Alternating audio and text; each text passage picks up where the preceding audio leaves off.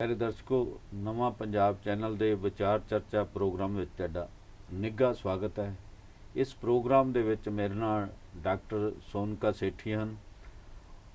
उन्हां दा जीवन च कई उतराव चढ़ाए आ। उन्हां दे जीवन दे विच वो घरों तुरे सीगे। पहला उन्होंने पढ़ाई की, फिर जिहड़ी उस तो बाद उन्होंने डॉक्टरेट की, BMS की।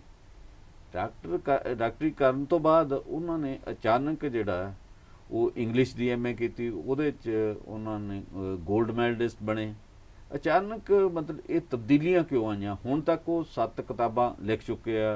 150 तो वध उन्हां दे जिहड़े साडे इस उत्तरी भारत के खिते के प्रमुख अखबार ने, उन्हां दे विच आर्टिकल छपे ने। उन्हां दा जीवन जिहड़ा बड़ा रोचक है। तो उन्होंने जिहड़ियां 7 किताबां लिखियां वो भी बड़ी दिलचस्पी भरपूर ने। काफ़ी उन्होंने अच्छा hunगारा मिल रहा इन्हां किताबां दे बारे। तो उन्हां कोलों ही जानते हैं। बहुत लंबी कहानी ना मैं पावां। साडी वो धी ने, मेरे दोस्त प्रोफैसर बुधवार साहब सर, वो नहीं इस संसार च रहे, पर उन्होंने जिहड़े सुपने सजोए सी कदे, उन्हां दे नक्शे कदमां ते वो चल रहे। उन्होंने अपने फील्ड दे विच वो मैथमैटिक्स दे सीगे। उन्होंने कई पुस्तकां लिखियां सीगियां। मैनूं नहीं लगता कि इन्हां दा कदे पुस्तकां लिखण वाल सीगा, पर इन्हां ने डॉक्टरी करन तो बाद इस पासे वाल आए।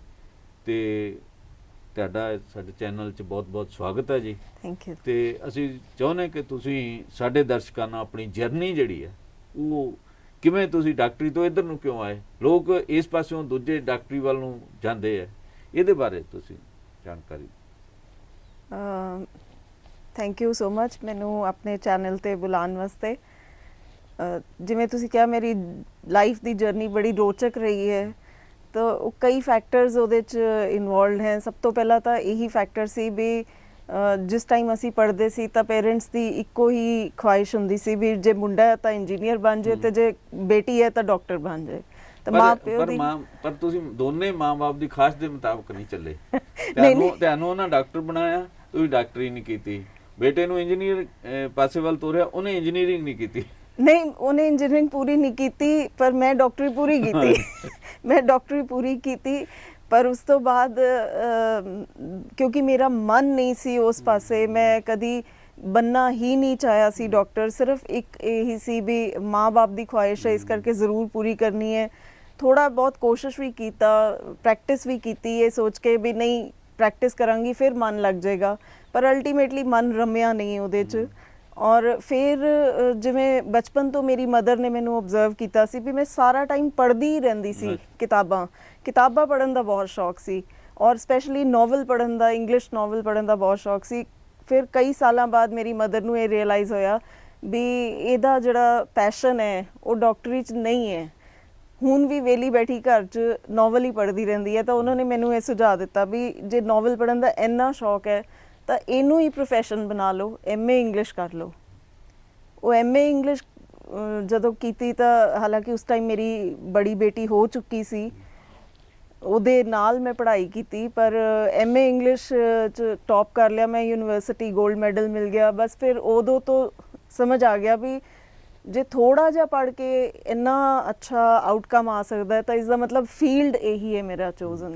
जिवें अजकल भी मैं कि गोल्ड मैडल आउण ने प्रेरित किया होर जां कोई होर सी? नहीं, जो ही मैं दस रही जिवें अजकल भी पेरेंट्स बड़ा मेरे नाल आके अजकल जिवें काउंसलिंग पीरियड चल रहा है, हाँ जी। बच्चे अपना करियर चॉइसेस ले रहे हैं, तो उहदे च भी कई पेरेंट्स मेरे को आते हैं, डिस्कस करते हैं भी असी अपने बच्चे का की करियर ऑप्शन लईए। तो मैं उन्होंने यही समझानी भी बच्चे का पैशन तो लभो कित्थे है। जिस पासे बच्चे का पैशन होएगा, जिवें वो पिक्चर आई सी 3 इडियट्स, उहदे च उन्हें कहा सी भी सक्सैस के पीछे मत भागो, अपना पैशन के पीछे भागो। शौक जहाँ होगा वहाँ सक्सेस झक मार के आपके पीछे आएगा। तो पेरेंट्स ने बड़ी लेट ऑब्जर्व किया भी ये पैशन किसी होर साइड है, और मैनू भी उदों ही पता लगा भी मेरा पैशन उस साइड सी। सानू मैं तैनूं दसना चाहुंदा कि सानू ये फिल्म कदे भी जिंदगी च नहीं भुलेगी। कारण इहदा बाकी कारण तो हैगे अपनी थां ते, पर जदों दा लास्ट सीन जिहड़ा प्योंगयांग लेक है ना, उहदे च फिल्माया जा रहा सी, तो पर चांस भी असीं उत्थे सीगे। अच्छा, हाँ जी, हाँ जी, ले गए हुए सीगे। तो पता किया भी वो कहते भी ये तो फलानी फिल्म शूटिंग चल रही है। ਤੋਂ ਬਾਅਦ 'ਚ ਆਣ ਕੇ ਫਿਲਮ ਦੇਖੀ ਤਾਂ ਉਦੋਂ ਸਾਨੂੰ ਲੱਗੇ ਵੀ ਅਸੀਂ ਬੜਾ ਮਿਸ ਕਰਤੀ ਓਪਰਚੁਨਿਟੀ, ਨਹੀਂ ਤਾਂ ਅੱਜ ਤੁਹਾਨੂੰ ਵੀ ਰੋਲ ਕੋਈ ਆਫਰ ਹੋ ਚੁੱਕਾ ਹੁੰਦਾ। ਹਾਂ। ਤੇ ਤੁਸੀਂ ਇੱਧਰ ਆਏ, ਫਿਰ ਇਸ ਪਾਸੇ ਵੱਲ ਕਿਹੜੀ ਪੁਸਤਕ ਤੁਸੀਂ ਪਹਿਲਾਂ ਲਿਖੀ, ਕੀ ਕੀਤਾ? ਸਭ ਤੋਂ ਪਹਿਲਾਂ ਤਾਂ ਜਿਹੜੀ ਮੈਂ ਪੁਸਤਕ ਲਿਖੀ ਉਹ ਮੇਰੀ ਕਹਾਣੀਆਂ ਦੀ ਕਿਤਾਬ ਜਿਹੜੀ ਪਹਿਲੀ ਆਈ ਸੀ, ਆਫ ਗੁਲਮੋਹਰਸ ਐਂਡ ਕਨੇਰਸ। ਉਹਦੇ 'ਚ 20 ਕਹਾਣੀਆਂ ਹੈ ਔਰ ਉਹ ਮੈਂ ਕਿਤਾਬ ਲਿਖੀ ਸੀ। ਲੇਕਿਨ ਉਸ ਤੋਂ ਪਹਿਲਾਂ ਪਬਲਿਸ਼ ਮੇਰੀ ਦੂਸਰੀ ਕਿਤਾਬ ਹੋ ਗਈ। ਮੈਂ ਇੱਕ ਐਕੈਡੈਮਿਕ ਕਿਤਾਬ ਲਿਖੀ ਸੀ, ਇੱਕ ਇੰਡੀਅਨ ਕੈਨੇਡੀਅਨ ਆਥਰ ਹੈ ਰੋਹਿੰਤਨ ਮਿਸਤਰੀ, ਉਹਦੇ ਨੋਵਲਸ ਦੇ ਉੱਪਰ ਮੈਂ ਇੱਕ ਰਿਸਰਚ ਵਰਕ ਕੀਤਾ ਸੀ। ਉਹ ਰਿਸਰਚ ਵਰਕ ਨੂੰ ਮੈਂ ਆਪਣਾ ਕਿਤਾਬ 'ਚ ਕਨਵਰਟ ਕਰਕੇ ਪਬਲਿਸ਼ ਕਰਾਇਆ। ਤਾਂ ਉਹ ਕਿਤਾਬ ਮੇਰੀ ਬਹੁਤ ਪੋਪੂਲਰ ਹੈ ਹਾਲੇ ਵੀ। ਜਿਹੜਾ ਵੀ ਪੂਰੀ ਦੁਨੀਆ 'ਚ ਕੋਈ ਅਗਰ ਵਿਅਕਤੀ ਰਿਸਰਚ ਕਰਦਾ ਰੋਹਿੰਤਨ ਮਿਸਤਰੀ ਦੇ ਵਰਕਸ 'ਚ, ਇੰਗਲਿਸ਼ ਲਿਟਰੇਚਰ ਦਾ ਕੋਈ ਵੀ ਸਟੂਡੈਂਟ ਕਰਦਾ, ਤਾਂ ਮੇਰੀ ਉਹ ਕਿਤਾਬ ਜ਼ਰੂਰ ਖਰੀਦਦਾ, ਕਿਉਂਕਿ ਬਹੁਤ ਲਿਮਿਟਿਡ ਕਿਤਾਬਾਂ ਅਵੇਲੇਬਲ ਹੈ ਉਹਦੇ 'ਤੇ। ਲੇਕਿਨ ਜਿਹੜੀ ਮੈਂ ਆਪਣੇ ਦਿਲ ਤੋਂ ਚਾਹੀ ਵੀ ਮੇਰੀ ਇਹ ਕਿਤਾਬ ਛਪੇ, ਉਹ ਮੇਰੀ ਪਹਿਲੀ ਕਹਾਣੀਆਂ ਦਾ ਸੰਗ੍ਰਹਿ ਸੀ, ਆਫ ਗੁਲਮੋਹਰਸ ਐਂਡ ਕਨੇਰਸ।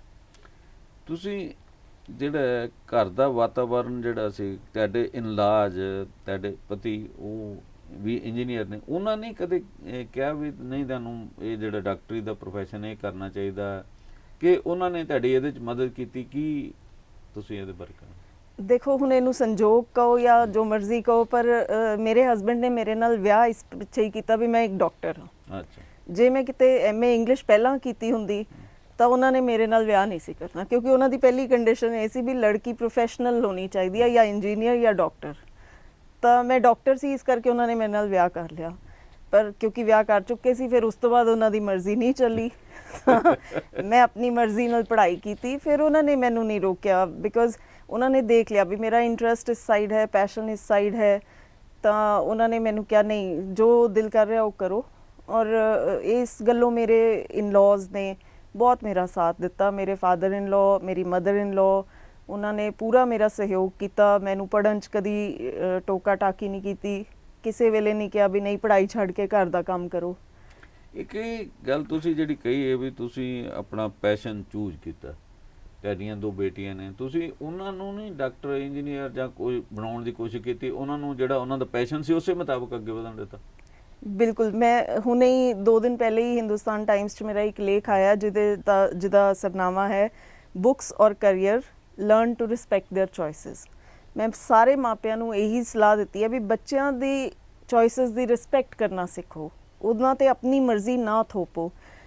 ਆਪਣੇ ਬੱਚਿਆਂ ਨੂੰ ਮੈਂ ਇੱਕੋ ਹੀ ਲਾਈਨ ਉਹਦੇ 'ਚ ਵੀ ਲਿਖੀ, ਉਹਨਾਂ ਨੂੰ ਮੈਂ ਐਡਵਾਈਸ ਕੀਤੀ, do what you do best. ਜੋ ਤੁਸੀਂ ਸਭ ਤੋਂ ਬਿਹਤਰ ਕਰਦੇ ਹੋ ਉਹੀ ਕਰੋ। ਬਾਕੀ ਪੇਰੈਂਟਸ ਮੈਂ ਆਬਜ਼ਰਵ ਕਰਦੀ ਹਾਂ ਵੀ ਆਪਣੀਆਂ ਇੱਛਾਵਾਂ ਆਪਣੇ ਬੱਚਿਆਂ 'ਤੇ ਲਾਦਦੇ ਹੈ। ਮੈਂ ਚਾਹੁੰਦਾ ਮੇਰਾ ਬੱਚਾ ਡਾਕਟਰ ਬਣੇ, ਮੈਂ ਚਾਹੁੰਦਾ ਮੇਰਾ ਬੱਚਾ ਇੰਜੀਨੀਅਰ ਬਣੇ।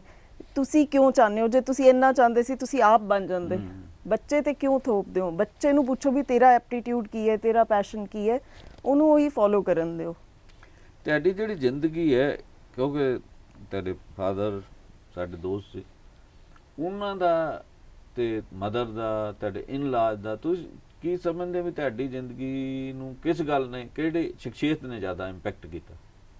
ਮੇਰੀ ਲਾਈਫ ਨੂੰ ਸਭ ਤੋਂ ਜ਼ਿਆਦਾ ਇੰਪੈਕਟ ਮੇਰੀ ਲਾਈਫ ਦੀਆਂ 2 ਲੇਡੀਜ਼ ਨੇ ਕੀਤਾ। ਇੱਕ ਪਿਲਰ ਮੇਰੀ ਮਦਰ ਤੇ ਇੱਕ ਪਿਲਰ ਮੇਰੀ ਮਦਰ ਇਨ ਲॉ।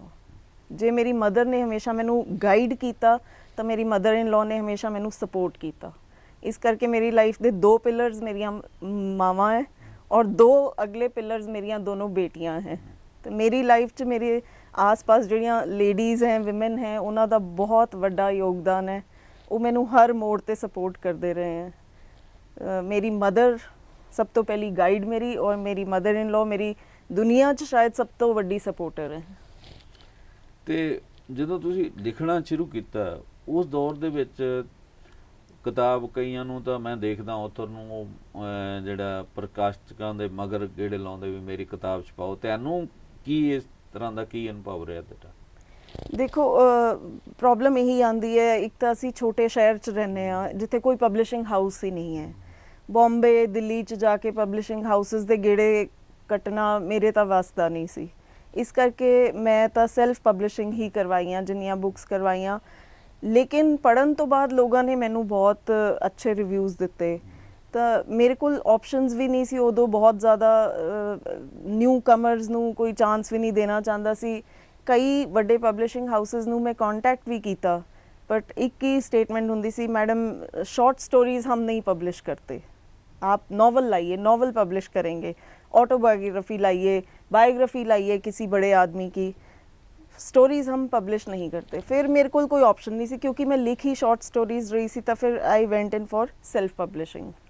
एक गल होर जिहड़ी तुसी पढ़ा रहे हैं बच्चों ਨੂੰ, ਜਿਹੜਾ ਤੁਹਾਡਾ ਪੜਾਉਣ ਦਾ ਸਟਾਈਲ ਆ ਉਹਦੇ 'ਚ ਵੀ ਬੱਚਿਆਂ ਨੂੰ ਤੁਸੀਂ ਇਹੀ ਐਡਵਾਈਸ ਕਰਦੇ ਹੋ ਕਿ ਤੁਸੀਂ ਆਪਣਾ ਪੈਸ਼ਨ ਦੇ ਮੁਤਾਬਕ ਅੱਗੇ ਵਧੋ, ਜਾਂ ਜਿਹੜਾ ਸਿਲੇਬਸ ਹੈ ਉਹਦੇ 'ਚ ਹੀ, ਕਿਉਂਕਿ ਅਧਿਆਪਕਾਂ ਦਾ ਇਹ ਰਹਿੰਦਾ ਵੀ ਨਹੀਂ ਤੁਸੀਂ ਜਿਹੜਾ ਸਿਲੇਬਸ ਆ ਉਹ ਪੜ੍ਹੋ, ਇਹਦੇ 'ਚ ਹੀ ਤੁਹਾਨੂੰ 4 ਨੰਬਰ ਆਉਣਗੇ, ਇਹਦੇ ਨਾਲ ਹੀ ਸਾਡੀ ਥੋੜ੍ਹੀ ਜਿਹੀ ਭੱਲ ਬਣੇਗੀ, ਤੁਸੀਂ ਤੁਹਾਡਾ ਕੀ ਇਹਦੇ 'ਚ ਐਟੀਟਿਊਡ ਹੈ? ਨਹੀਂ, ਮੈਂ ਤਾਂ ਜਦੋਂ ਵੀ ਆਪਣੇ ਹਰ ਨਵੇਂ ਸੈਸ਼ਨ 'ਚ ਕਲਾਸ 'ਚ ਵੀ ਜਾਂਦੀ ਹਾਂ, तो कॉलेज च क्योंकि मैं पढ़ानी हाँ, तो क्लास च जानी हाँ, कई वारी रादर हर साल ही मैं देखती हाँ 2-4 बच्चे ऐसे होंगे हैं क्लास च जिन्होंने पता भी नहीं होंदा भी उन्होंने की सबजैक्ट लिते हैं और अगे जाके उहदी पढ़ाई की है और उहदा रिजल्ट की आएगा।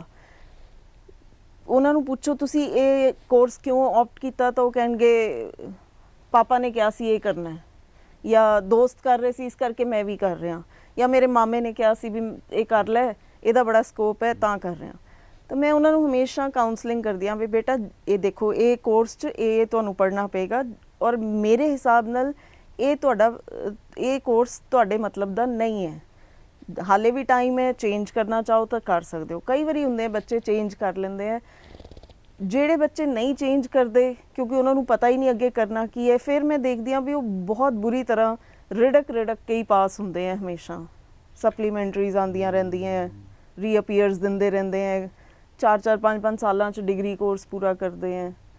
बच्चों नू इंडिया के अंदर मैं ये देख रही हाँ बहुत ज़्यादा एजुकेशन वास्ते काउंसलिंग की लोड़ है, जो साडी गवर्नमेंट नहीं बॉदर कर रही।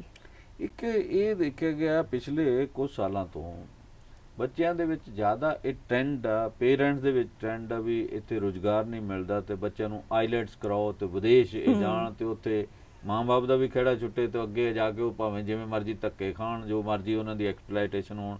ਤੁਹਾਡੇ ਜਿਹੜੇ ਕਾਲਜ ਆ ਉਹਦੇ 'ਚ ਕਿਵੇਂ ਇਹ ਮਾਮਲਾ? नहीं, पिछले 5 साल के अंदर असी भी बहुत ड्रास्टिक शिफ्ट देख रहे हैं। एक टाइम हुंदा सी भी बच्चे बहुत सीरीयसली पढ़ते सी, हुण असी देखते हैं साडे कोल जे एक क्लास के अंदर जो स्पैशलाइज्ड कोर्सेज हैं, जो उस क्लास के अंदर 40 बच्चा एडमिशन लै रहा है, तो अगले साल तक 15 बच्चे छड़ के चले जाते हैं। जदों तुसी उन्हां नूं कॉन्टैक्ट करो भी बच्चे तुसी क्लास च नहीं आ रहे, तो यही रिस्पॉन्स मिलता है, मैडम मैं तो आइल्स की कोचिंग लै रहा, मैं क्लास च नहीं आ सकता। ਉਹਨਾਂ ਦਾ ਏਮ ਹੀ ਇਹ ਬਣ ਚੁੱਕਿਆ ਵੀ ਬਾਹਰ ਚਲੇ ਜਾਓ ਕਿਸੇ ਵੀ ਤਰੀਕੇ, ਔਰ ਉੱਥੇ ਜਾ ਕੇ ਜੋ ਮਰਜ਼ੀ ਕਰੋ, ਇੱਥੇ ਹਿੰਦੁਸਤਾਨ 'ਚ ਰਹਿ ਕੇ ਨਹੀਂ ਪੜ੍ਹਨਾ। ਜਦ ਕਿ ਮੈਂ ਉਹਨਾਂ ਨੂੰ ਬਾਰ-ਬਾਰ ਇਹੀ ਗਾਈਡ ਕਰਦੀ ਹਾਂ ਵੀ ਬੱਚੇ ਬੇਸਿਕ ਐਜੂਕੇਸ਼ਨ ਜਿਹੜੀ ਹੈ ਕਮ ਸੇ ਕਮ ਗ੍ਰੈਜੂਏਸ਼ਨ ਤੱਕ ਤੁਸੀਂ ਆਪਣੀ ਕੰਟਰੀ 'ਚ ਕਰਕੇ ਜਾਓ, ਇੱਕ ਸੋਲਿਡ ਬੇਸ ਬਣਾ ਕੇ ਜਾਓ, ਫਿਰ ਅੱਗੇ ਤੁਸੀਂ ਪੋਸਟ ਗ੍ਰੈਜੂਏਸ਼ਨ ਲਈ ਜਾਓ ਬਾਹਰ ਜੇ ਜਾਣਾ ਹੈ। ਪਰ ਬੱਚਿਆਂ ਦਾ ਟ੍ਰੈਂਡ ਜਿਹੜਾ ਉਹ ਬਾਹਰ ਜਾਣ ਦਾ ਹੀ ਬਣ ਚੁੱਕਿਆ ਹੈ ਹੁਣ, ਬਹੁਤ ਜ਼ਿਆਦਾ ਇਹ ਓਬਜ਼ਰਵ ਕਰ ਰਹੇ ਹਾਂ ਅਸੀਂ ਵੀ, ਜਿਹਦੇ ਕਰਕੇ ਸਾਡੀ मतलब एक कॉलेज डिग्री कॉलेज च जिवें मैं पढ़ानी हाँ, मैनू बड़ा दुख भी लगता है भी असी हर साल 15 सीटां कम से कम वेस्ट करते हैं, जो कि बैटर डिजर्विंग बच्चे पहला लै सकते सी जे वो बच्चे ये सीट नू ब्लॉक ना करन तां। ਤੁਹਾਡੀ ਜ਼ਿੰਦਗੀ 'ਚ ਇਹੀ ਜੀ ਕਿਹੜੀ ਘਟਨਾ ਕੋਈ ਇਹੋ ਜੀ ਜਿਹੜੀ ਯਾਦਗਾਰੀ ਹੋਵੇ ਜਾਂ ਜਿਹੜੇ ਤੋਂ ਤੁਸੀਂ ਭੁਲਾ ਨਾ ਸਕਦੇ ਹੋ, ਕੀ ਜਾਂ ਤੁਸੀਂ ਉਹਨੂੰ ਆਪਣੇ ਸ਼ਬਦਾਂ 'ਚ ਕਿਵੇਂ ਬੰਨਿਆ, ਕੋਈ ਹੈ? मेरा ख्याल जी मेरी सब तो यादगारी घटना है ਉਹਦੇ ਗਵਾਹ ਤੁਸੀਂ ਵੀ ਹੈਗੇ ਹੀ ਹੋ।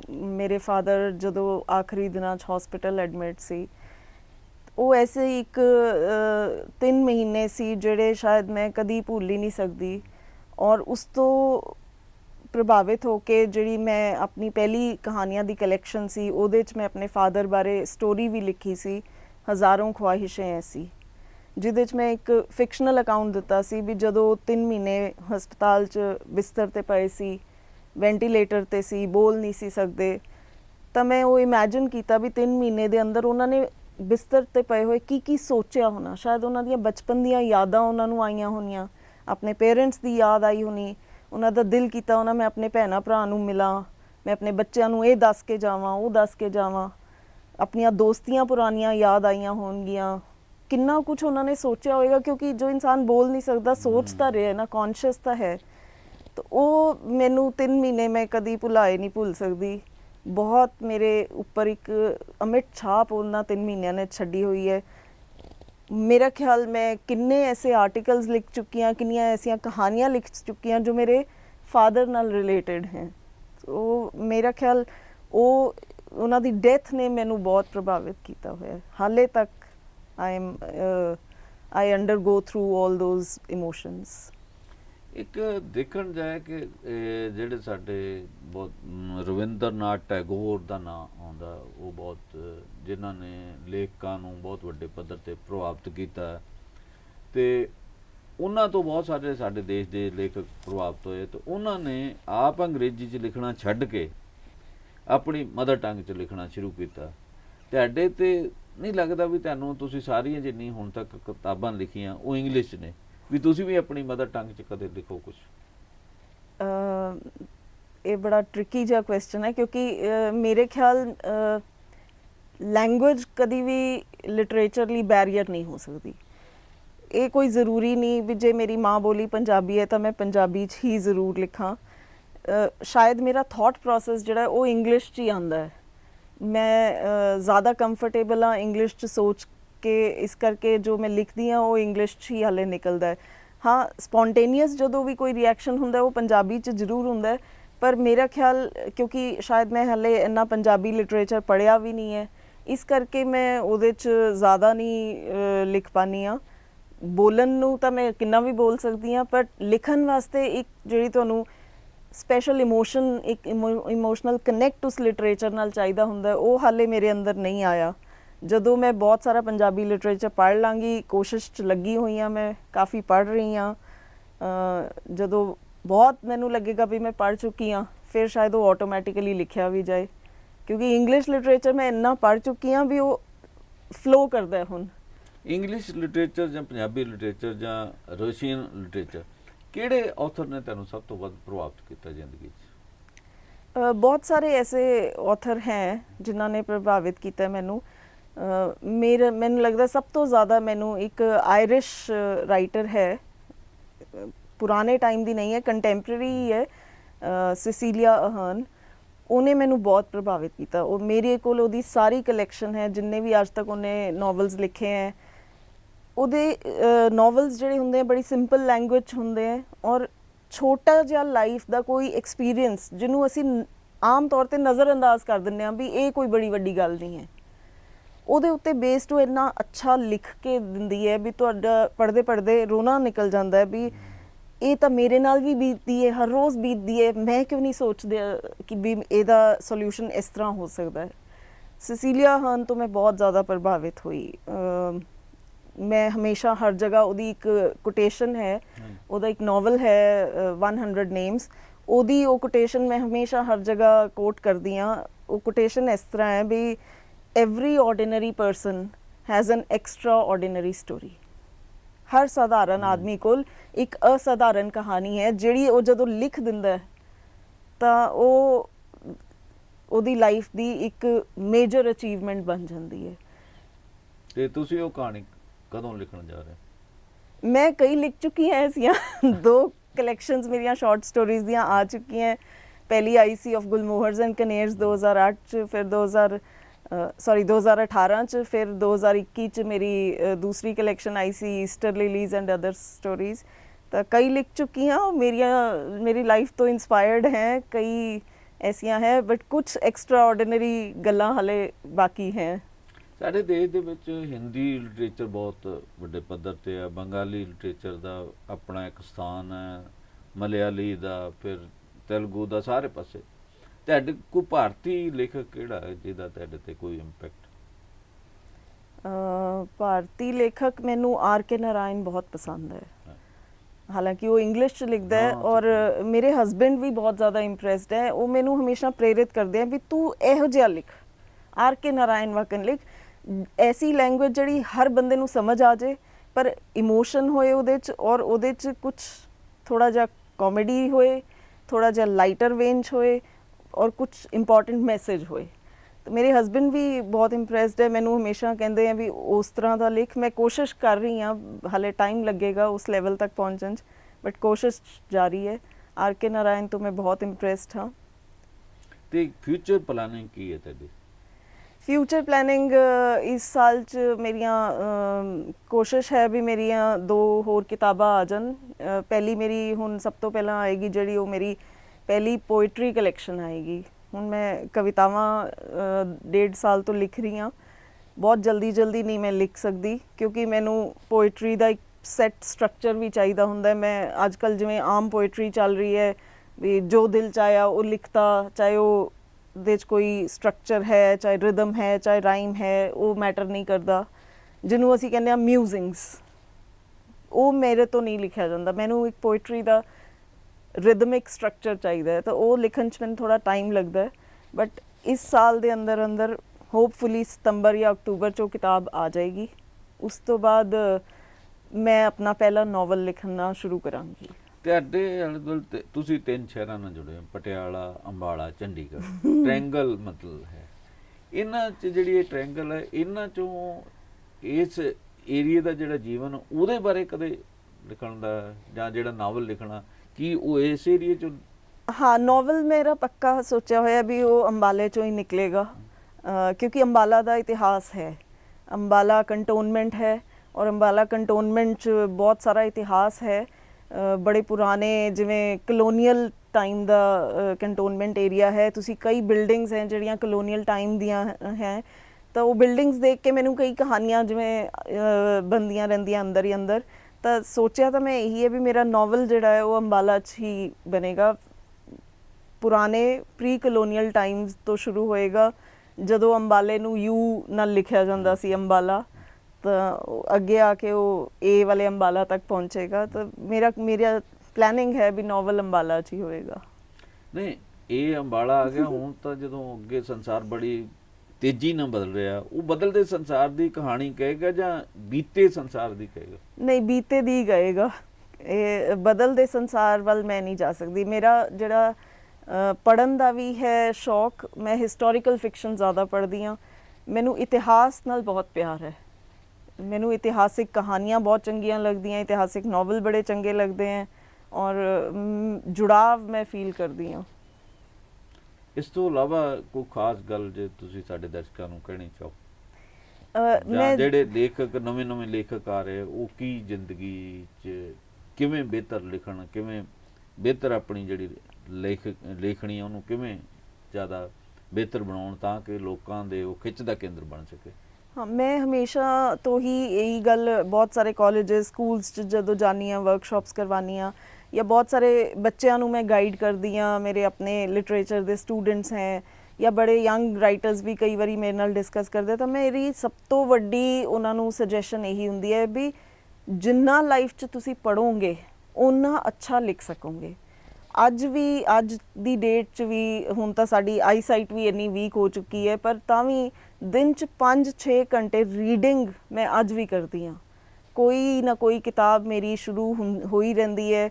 ਮੈਂ 2 ਦਿਨ ਵਾਸਤੇ ਚੰਡੀਗੜ੍ਹ ਆਈ ਹਾਂ ਆਪਣੀ ਮਦਰ ਕੋਲ, ਪਰ ਇੱਕ ਕਿਤਾਬ ਮੇਰੇ ਬੈਗ 'ਚ ਆਏਗੀ ਹੀ ਆਏਗੀ ਨਾਲ। ਮੈਂ 2-3 ਘੰਟੇ ਇੱਥੇ ਆ ਕੇ ਵੀ ਪੜ੍ਹਦੀ ਹਾਂ। ਆਪਣੇ ਘਰ ਤਾਂ 5-6 ਤੋਂ ਲੈ ਕੇ 8 ਘੰਟੇ ਤੱਕ ਕਦੀ ਕਿੰਨਾ ਵੀ ਮੈਂ ਰੀਡਿੰਗ ਕਰ ਸਕਦੀ ਹਾਂ।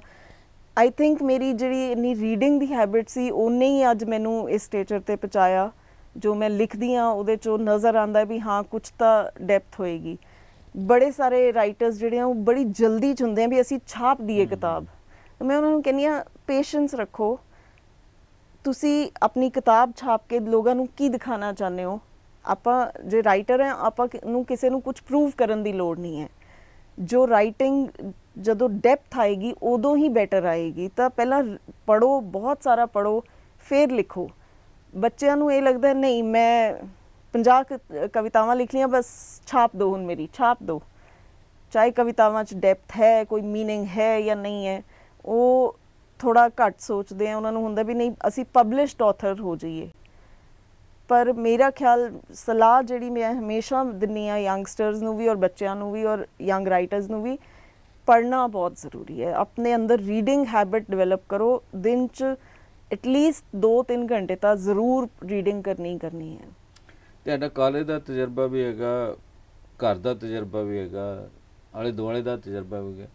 ਬੱਚਿਆਂ 'ਚ ਜਿਹੜਾ ਲੈਪਟਾਪ ਲੈ ਲੈਣਾ ਜਾਂ ਮੋਬਾਈਲ ਹੁਣ ਤਾਂ ਸਾਰਕ ਦੇ ਬੱਚੇ ਦੇ ਕੋਲ ਹੈਗਾ, ਉਹ ਜ਼ਿਆਦਾ ਟਾਈਮ ਜਿਹੜਾ ਉਹ ਇਸ ਗੱਲ ਤੇ ਸਪੈਂਡ ਕਰਦੇ, ਛੋਟੀਆਂ ਛੋਟੀਆਂ ਮੂਵੀਜ਼ ਦੇਖਣ ਦਾ ਜਾਂ ਕੋਈ ਵੀਡੀਓ ਆ ਗਈ ਉਹਨਾਂ ਨੂੰ ਰੀਲਸ ਦੇਖਣ ਅੱਜ ਦਾ, ਕੱਲ੍ਹ ਆ ਗਈਆਂ। ਕੀ ਇਹਦੇ ਨਾਲ ਉਹਨਾਂ ਦੇ ਜਿਹੜੇ ਸਿਰਜਣਾਤਮਕ ਜਿਹੜੀ ਊਰਜਾ ਹੈ ਉਹ ਵੱਧਦੀ ਹੈ ਜਾਂ ਕਿਵੇਂ ਦੇਖਦੇ ਹੋ ਤੁਸੀਂ ਇਸ ਵਰਤਾਰੇ ਨੂੰ? ਦੇਖੋ ਇਹ ਤਾਂ ਵੈਲ ਨੋਨ ਫੈਕਟ ਹੈ ਵੀ ਡਿਜੀਟਲ ਡਿਵਾਈਸਸ ਨੇ ਬੱਚਿਆਂ ਦਾ ਅਟੈਂਸ਼ਨ ਸਪੈਨ ਘਟਾਤਾ ਹੈ।